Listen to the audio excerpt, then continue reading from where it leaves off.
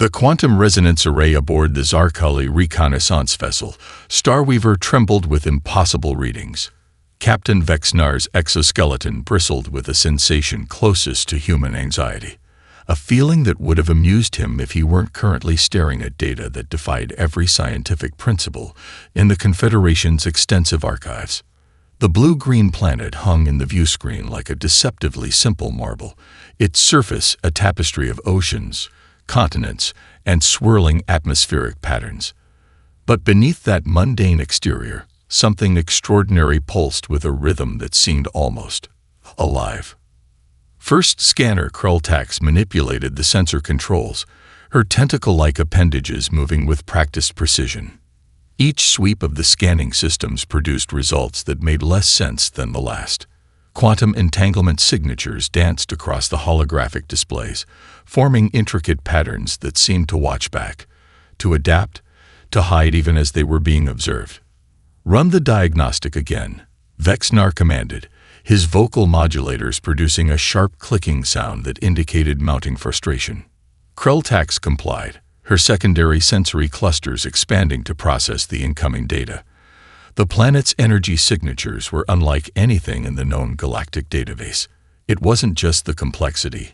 Complexity could be understood, cataloged, explained. This was something else entirely. The energy patterns shifted and responded, creating what could only be described as a living information network that seemed to breathe with intelligence. In the research centers scattered across Earth, no one knew they were being observed.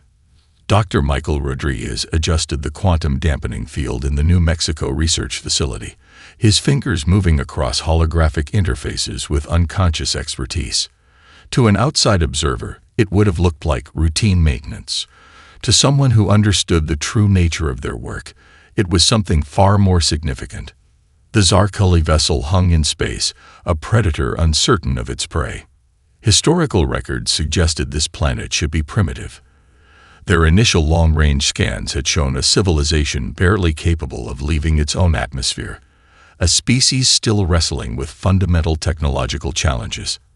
Yet these energy signatures told a radically different story. "Preliminary analysis complete," Krultax announced, her translation matrix struggling to convey the full complexity of the data. "The planetary defense network is unconventional." Vexnar leaned closer to the display. The energy patterns weren't just a defense mechanism. They were something more fluid, more alive. Each scan seemed to trigger a response, like an immune system becoming aware of an external probe. The very act of observation was changing the system being observed. Deep within the research facility, a complex algorithm triggered, not an alarm, not a weapon, something far more subtle. On the Starweaver, the main computer systems began to hiccup. Minor system corrections became more frequent. Diagnostic routines ran themselves, finding nothing and everything. Krultax's sensory clusters began to twitch involuntarily. "Captain," she said, her voice carrying an unusual tremor, "I'm detecting a recursive information pattern that seems to be analyzing us." Vexnar understood immediately. They were not just scanning the planet. The planet was scanning them back. The quantum resonance array suddenly went silent. Not damaged, not disabled. Simply unreadable. As if the very fabric of information had been folded in on itself, creating a blank space where data should exist. "Recalibrate," Vexnar ordered, but even he knew the command was futile.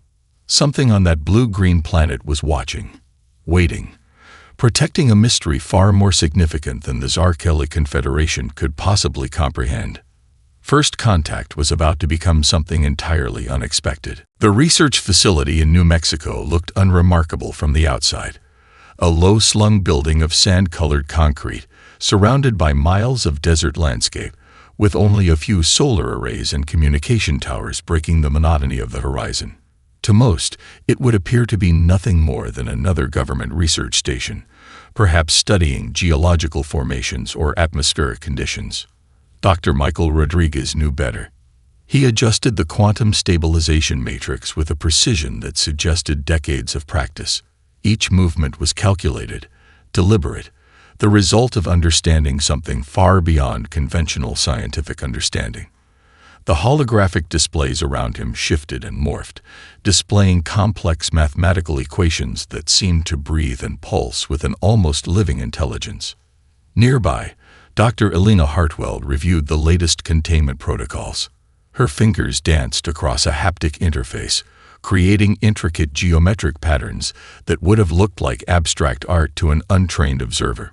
In reality, she was performing a delicate balancing act, maintaining a cosmic mechanism that few could comprehend. Zarkali long-range scans detected, a soft voice announced. The artificial intelligence system integrated into the facility was more than just a computer. It was a sentinel, a guardian of information that stretched beyond human comprehension. Rodriguez didn't seem surprised. Predictable, he muttered, more to himself than anyone else. They always come looking. The facility was a node in a global network. Research stations positioned with mathematical precision across the planet. Each location was carefully chosen, not just for its geographical characteristics, but for its quantum resonance properties. From the frozen research base in Antarctica to the mountain facility in Chile, these stations formed a planetary defense grid unlike anything in known existence.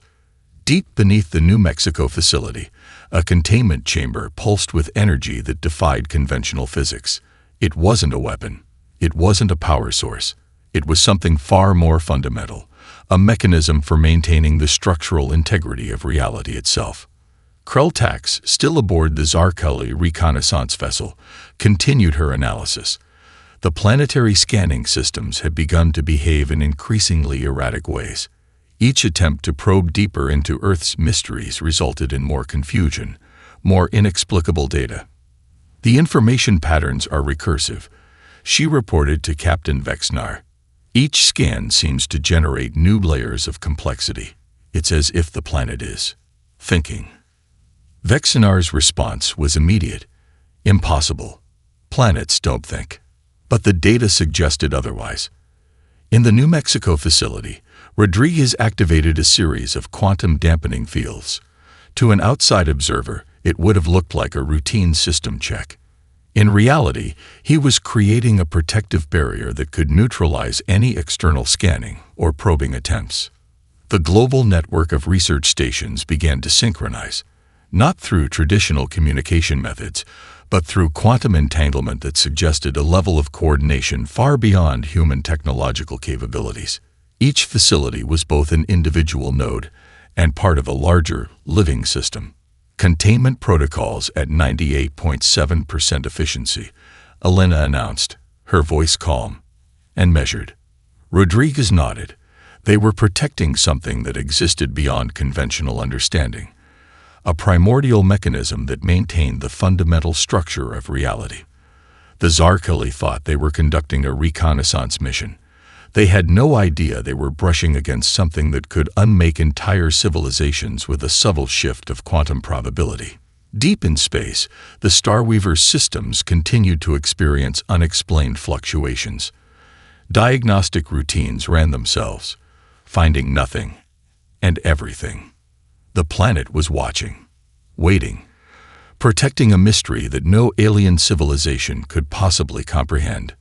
First contact was about to become something entirely unexpected. The three Zarkali infiltration specialists were the pinnacle of covert operations technology. Specialized bioadaptive camouflage rendered them invisible to every known scanning method. Their neural implants could interface with any known computer system, extract information, and leave no trace of their intrusion. Commander Zexrel reviewed the mission parameters one final time. Their target, the Antarctic Research Facility. Intelligence suggested it was a critical node in the planetary network they had been studying. Everything about the mission was calculated, precise, and designed for absolute success. They materialized near the facility with quantum precision. The Antarctic landscape stretched around them, a white wasteland of ice and rock, with the research station a dark geometric shape against the endless white horizon. Wind howled, but their adaptive suits regulated temperature perfectly. The first anomaly occurred before they even reached the facility's outer perimeter. Zexral's neural interface began to flutter. Not a malfunction, something more subtle. Fragments of information danced at the edge of perception. Mathematical equations that seemed to breathe. Quantum probability waves that shifted and changed with each attempt to observe them. Maintain formation, he subvocalized to his team. But even as the words formed, something felt wrong. Dr. Emily Hartwell watched from inside the facility, not through traditional monitoring systems, but through a quantum observation network that was less about seeing and more about understanding. The three infiltrators were moving exactly as predicted, which meant they were already part of the system. The facility's external appearance was deceptively simple, a research station designed to withstand the most extreme conditions on the planet. But its true purpose ran far deeper than mere scientific observation.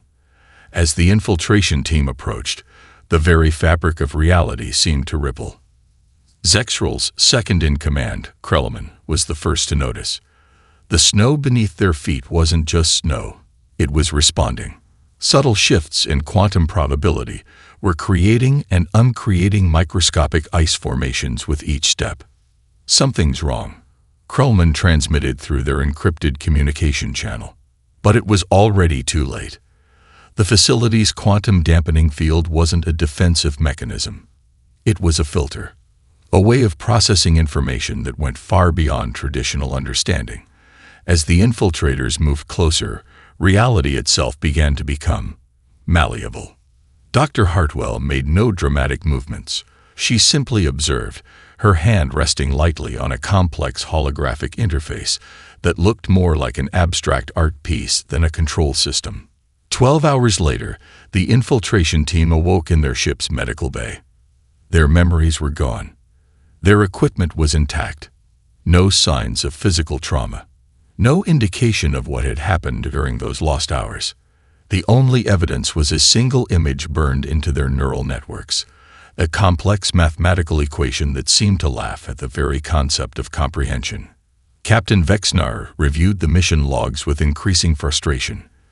3 of the Confederation's most advanced operatives had been neutralized without a single weapon being fired. No defensive systems had been triggered. No alarms had been raised. It was as if the planet itself had simply decided they were irrelevant. The quantum resonance patterns from the Antarctic facility continued to dance across the Starweaver's scanning systems. Complex, alive, watching. Something on Earth was protecting a mystery, and it was making it abundantly clear that no one, absolutely no one, was going to interfere. First contact had just become something entirely unexpected. The diplomatic shuttle approached Earth with calculated precision, its sleek design a testament to the Zarkeli Confederation's technological superiority. Ambassador Zelnera adjusted her ceremonial carapace, reviewing the diplomatic protocols one final time. This was to be a standard first contact procedure, a carefully choreographed dance of information exchange and territorial acknowledgement. She had no idea how wrong she was about to be. The landing site was a nondescript government facility outside Washington. DC satellite imagery and long-range scans suggested nothing extraordinary, just another human administrative center. But the quantum resonance patterns told a different story, a narrative of complexity that defied conventional understanding. Dr. Michael Rodriguez waited in the reception area. To an untrained observer, he looked like any other mid-level government scientist. Pressed khaki slacks, a light blue button-down shirt, glasses that seemed slightly outdated. Nothing suggested the profound understanding of cosmic mechanisms that lurked behind his calm exterior. The shuttle touched down with minimal fanfare. Zelnera emerged first, her multi-jointed exoskeleton shifting with each step. Translation matrices hummed to life, preparing to bridge the linguistic and conceptual gaps between 2 entirely different civilizations. "Greetings," she began, her vocal modulators producing a sound that was simultaneously formal and slightly threatening. "I am Ambassador Zelnera of the Zarkeli Confederation. We come to establish formal first contact and discuss the potential for interstellar cooperation." Michael Rodriguez smiled. It was a smile that didn't quite reach his eyes. "We appreciate your interest," he said, his voice calm and measured. "But some mysteries are better left undisturbed." The translation matrix struggled, not because of linguistic complexity, but because the subtext, the layers of meaning between the words, defied straightforward interpretation. Zelnera's secondary sensory clusters began to twitch, the equivalent of a human raising an eyebrow in confusion. This was not how first contact was supposed to proceed. Where were the typical protocols? The exchanges of scientific information, the careful diplomatic posturing. Rodriguez continued, his hands clasped casually in front of him. "Your reconnaissance missions have been noted. Your infiltration attempts have been addressed." A subtle warning hung in the air. Not a threat. Something more profound. The reception room itself seemed to shift subtly. Quantum dampening fields created microscopic variations in reality that would be imperceptible to most beings. But the Zarkeli delegation felt it, a sense that the very space around them was alive, was watching, was understanding. "We have questions," Zelnera stated, her translator rendering the words with perfect grammatical precision, but failing to capture the underlying current of tension. "I'm sure you do," Rodriguez replied. "But understanding requires more than just asking questions. It requires a willingness to accept that some knowledge is not meant to be possessed." Each word was a carefully constructed mechanism, not just communication, but a complex quantum-level interaction that was simultaneously sharing and protecting information. The Zarkeli delegation found themselves experiencing something unprecedented. They were being studied even as they attempted to study humanity. The very act of observation was becoming a form of communication that transcended traditional diplomatic exchange. Rodriguez wasn't blocking their access to information. He was revealing just enough to make it clear how little they truly understood. "Humanity," he said, "is not what you believe us to be." The statement hung in the air, a quantum probability wave of potential meaning that could be interpreted 1,000 different ways. First contact had become something entirely unexpected. And it was only beginning. Deep beneath the New Mexico research facility, a mechanism older than the universe itself pulsed with a rhythm that defied conventional understanding. Dr. Emily Hartwell stood before a containment chamber that was less a physical space and more a quantum nexus, a point where reality folded in on itself, creating something that existed simultaneously everywhere and nowhere. The truth was both simpler and more complex than any alien civilization could comprehend. Humanity was not protecting a weapon, not guarding a technological marvel. They were maintaining a cosmic maintenance system that predated known physical laws. Captain Vexnar reviewed the accumulated data from their most advanced scanning arrays. Each analysis revealed less, not more. The information patterns were recursive, self-modifying. It was as if the very act of observation was being rewritten in real time.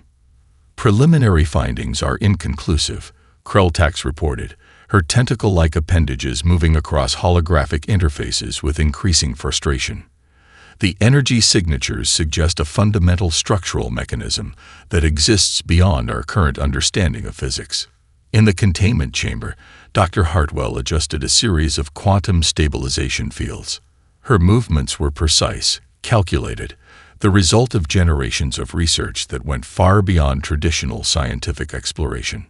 The mechanism before her was a living algorithm, not alive in the biological sense, but alive in a way that transcended conventional definition. It was a system that maintained the fundamental structural integrity of reality itself. Fragments of understanding began to emerge. This was not a human invention. Humanity was merely its current custodian, a species that had been chosen, or perhaps had chosen itself, to maintain something far more significant than any single civilization could comprehend. The Zarkeli data analysts worked frantically, trying to piece together the impossible puzzle. Their most advanced quantum computing systems struggled to process the information. Each attempt to analyze the data resulted in more confusion, more layers of complexity. Dr. Michael Rodriguez reviewed the latest containment protocols. The global network of research stations formed a planetary defense grid that was simultaneously a monitoring system, a protective mechanism, and something far more profound. "We're not protecting something," he muttered to himself. "We're maintaining something." The distinction was crucial. Aboard the Starweaver, Captain Vexnar experienced something unprecedented. Their most advanced scanning systems were being subtly rewritten, not blocked, not destroyed, simply modified. It was as if the very concept of observation was being redefined. The energy signatures suggested a mechanism that existed across multiple dimensional planes, a system that maintained the fundamental structural integrity of reality itself.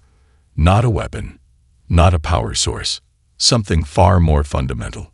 Krelltax's secondary sensory clusters began to twitch involuntarily. "Captain," she reported, her voice carrying an unusual tremor, "I'm detecting a recursive information pattern that suggests the planetary system is not just defending, it's understanding." Vexnar understood immediately. They were not just scanning the planet was scanning them back. Deep in the New Mexico facility, Dr. Hartwell made a minute adjustment to the quantum stabilization matrix. To an outside observer, it would have looked like a routine system check. In reality, she was maintaining a cosmic mechanism that could unravel entire dimensional structures with a subtle shift of probability. The Zarkella Confederation had come looking for answers. They were about to discover that some mysteries were never meant to be fully understood. First Contact was about to become something entirely unexpected. The Zarkella Confederation launched their most advanced scanning array with calculated precision. Millions of quantum probes designed to penetrate every known defensive system converged on Earth, each one a marvel of technological sophistication that represented the pinnacle of their civilization's scientific achievement. They lasted exactly 2.7 seconds. Captain Vexnar watched in stunned silence as the entire probe network transformed into a complex mathematical proof that simultaneously proved nothing and everything. It wasn't destruction. It wasn't interference. It was something far more profound, a fundamental recalibration of information itself. From a small office in Colorado, Dr. Emily Hartwell adjusted her glasses and made a notation in her log. "Interesting approach," she muttered. "Predictable, but interesting." The global network of research stations began to synchronize, not through traditional communication methods, but through quantum entanglement that suggested a level of coordination far beyond technological capabilities. Each facility was both an individual node and part of a larger, living system. Ambassador Zelnera's diplomatic shuttle hung in orbit, its advanced scanning systems experiencing cascading failures that defied conventional understanding.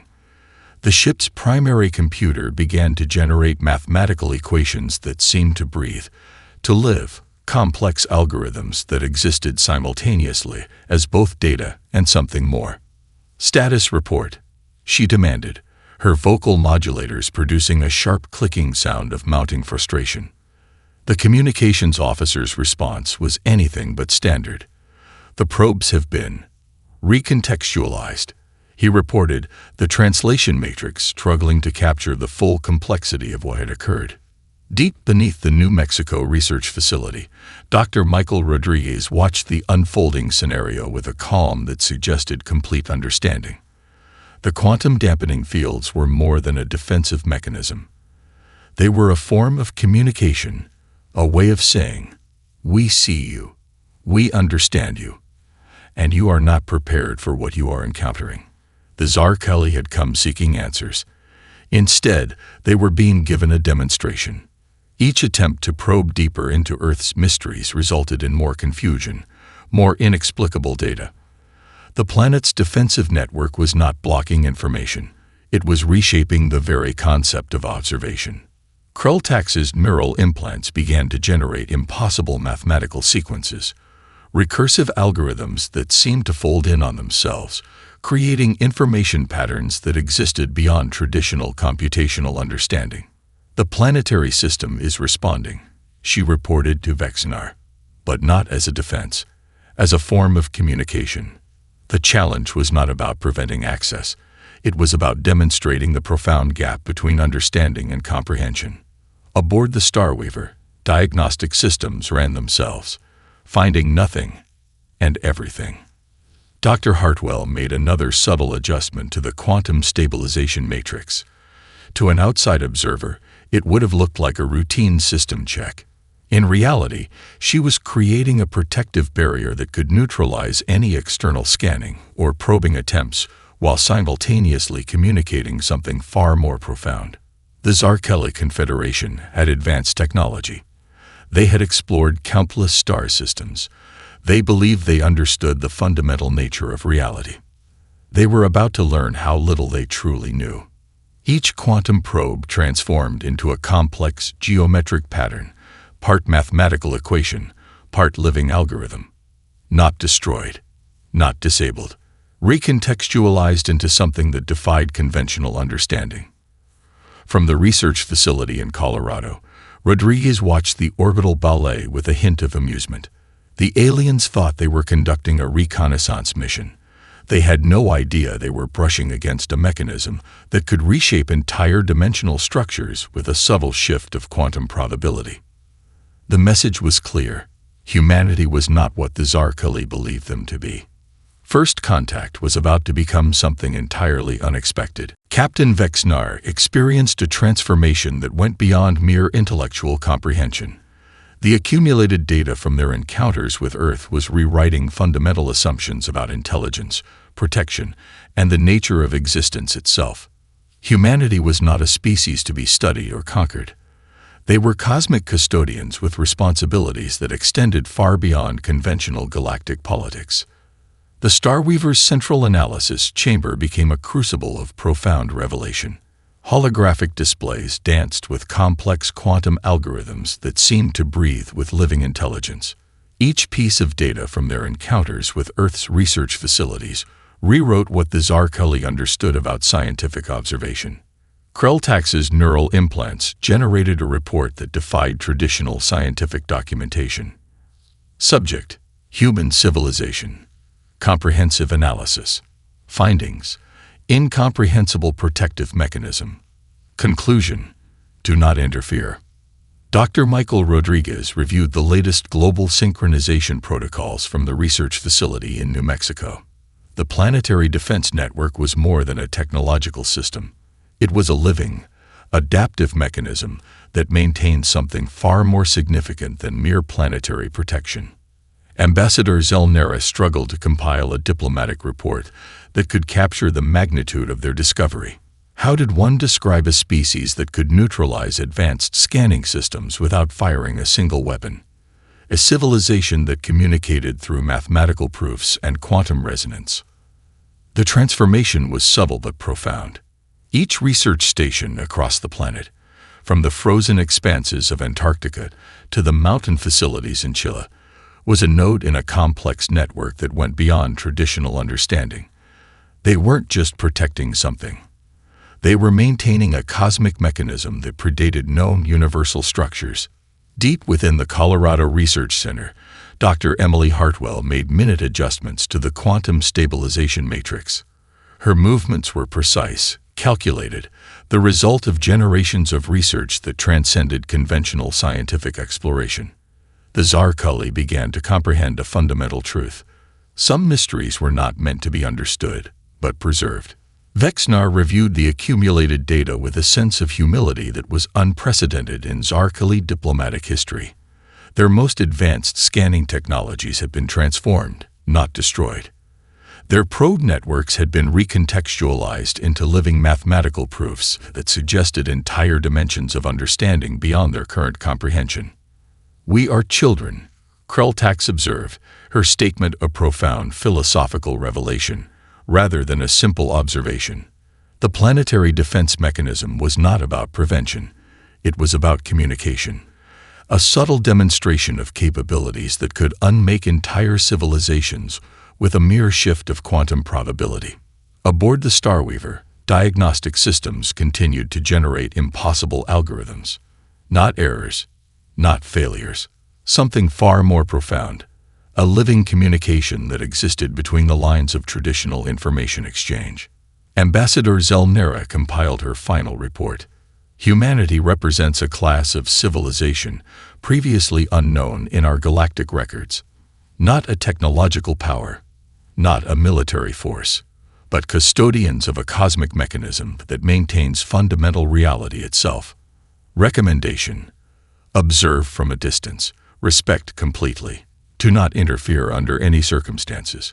The transformation of understanding was complete. The Zarkali Confederation had come seeking information. They had discovered something far more significant. A species that understood the universe in ways that defied conventional comprehension. First contact had become something entirely unexpected, and humanity's role in the cosmic ecosystem was now irrevocably changed. The final report sat in the central database of the Zarkali Confederation, a document that would redefine their understanding of intelligent life in the universe. Captain Vexnar reviewed the compilation one final time. Each word, each quantum-encoded data point, represented a fundamental shift in galactic comprehension. Humanity was not just another species to be cataloged or studied. They were something far more profound.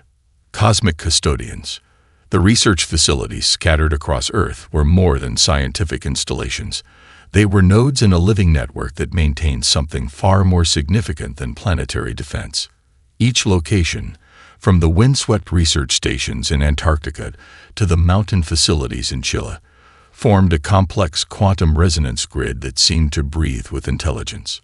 Dr. Michael Rodriguez stood in the New Mexico facility, watching holographic displays that showed global quantum synchronization patterns. To an untrained observer, it would have looked like abstract art. To those who understood, it was a living map of reality's fundamental maintenance system. The Zarkali Confederation had discovered something unprecedented. Humanity was protecting a mechanism older than known universal structures, not a weapon, not a technology. Something that existed simultaneously across multiple dimensional planes, a cosmic maintenance protocol that prevented fundamental reality from unraveling. Ambassador Zelnera's diplomatic logs became a philosophical treatise.